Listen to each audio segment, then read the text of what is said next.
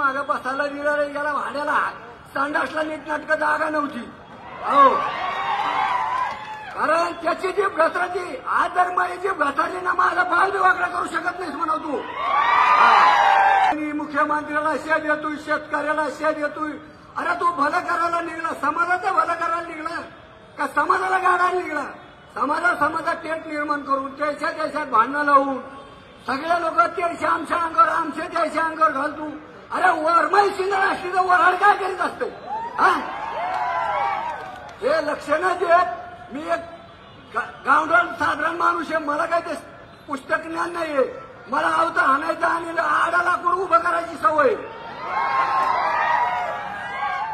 कारण ह्या समाजात भरपूर आपल्या समाजाने 18 महिने जेवढं आपल्या सैन करता आलंय तेवढं केलंय.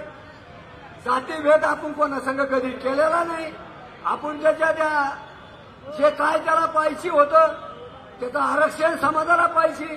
कुठला माणूस एवढ्यापैकी जवळजवळ 2-4 हजार पब्लिक आहे, याच्यातला कुठला माणूस म्हणला की बाबा त्या मराठा समाजाच्या आरक्षणाला विरोध कोणी केला?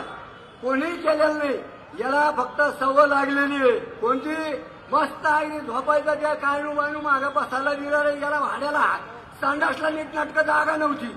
हो, कारण त्याची जी घसरती, आज जर माझी जी घसरली ना, माझा पाल बी वाकडा करू शकत नाहीस म्हणा तू. माझी पण जी घसरती, पण मी फक्त त्या समाजाचा विचार घेऊन चालतोय. कारण छत्रपती शिवाजी महाराजाच्या राज्यामध्ये येत आपण. शिवाजी महाराजाचं शिक्षण कोणतं होतं?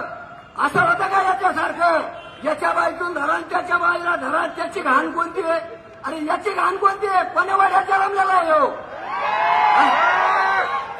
दुसऱ्याच्या नात जाती भेद हे करतो. प्रत्येक समाजात तेच निर्माण करतो. पहिला विषय म्हणजे त्या समाजानेच याला मुंगसं घालणे गरजेचं आहे. कारण जर समाजाने विचाराने राहायचं असेल तर त्या समाजानेच त्याला आवरणं. कारण या समाजाने जो डोक्यावर घेतल्यामुळं त्या समाजाचं कोणतं भलं केलं? मला सांग, माझ्या संघ तुम्हाला सांगतो तो बाबू वाडेकर, तो महाराज, तुम्हाला सांगतो तो सरपंच, हे 10-15 आज मी माझ्या संघ माझ्या स्वतःच्या ट्रॅक्टरवर त्याच्या संघ 2006 पासून जे पोऱ्या काम करतो तो माझ्या संघ आज सध्या बी. हे अंतरवालीचे दक्षिणी बाबा आहेत, याला विचारा. या दक्षिणी बाबाला माहिती आहे. सर्वांनी विचारानेच राहतो. आणि ह्या विचारात तू दुधामध्ये मीठ खाली तू गध्या. अरे नीट राहा म्हणून सोयी काय व्हायचं हो द्या. मी जरी मेला तर माझी काही 70 एकर जमीन नाही आहे, माझ्या मागे कोणी नाही आहे. मी असा आहे असाच आहे, माझ्या पाठीवर पोत आहे. जरी मेलो तर मेलो, समाजाकरता मेलो. कारण मी आज लढत नाही.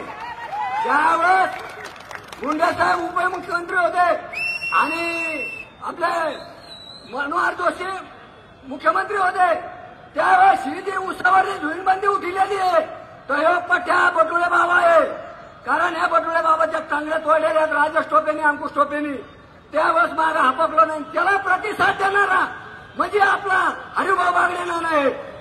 ह्या सुप्रीम कोर्टामध्ये लढलेलो आहे त्यावेळेस ह्या समाजाचं कल्याण झालंय. त्याला म्हणते समाजाचं कल्याण, त्याला म्हणते समाजाच्या हिताची बात. तर त्याच्यामुळं सर्वांनी हात जोडून कळकळीची विनंती आहे. प्रत्येक ठिकाणी प्रत्येक याच्या आपल्याला सर्व समाजाला घेऊन चालायचंय. त्याच्यासारखा मूर्खपणा करायचा नाही. पण जो आपल्या वाटा जाईल त्याचा काटा केल्याशिवाय राहायचा नाही. एकटा समाज